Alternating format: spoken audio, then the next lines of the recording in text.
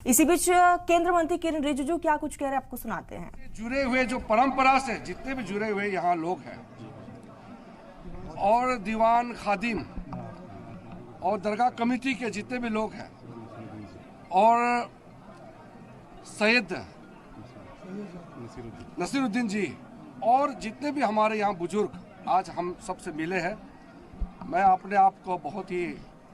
किस्मत वाला मानता हूँ कि प्रधानमंत्री जी के चादर के साथ साथ मुझे दरगाह में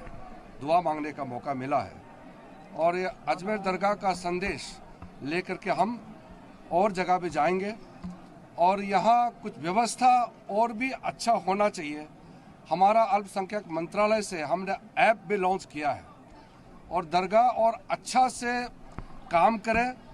लाखों लोग यहाँ आते हैं, उनका सुविधा के लिए विशेष करके जो वृद्ध लोग हैं, जो उम्र वाले हैं, बच्चे हैं, महिलाएं हैं, उनका सुविधा के लिए यहाँ अच्छा से दर्शन करके दरगाह में दुआ मांगने के लिए आते हैं तो उसको शांति से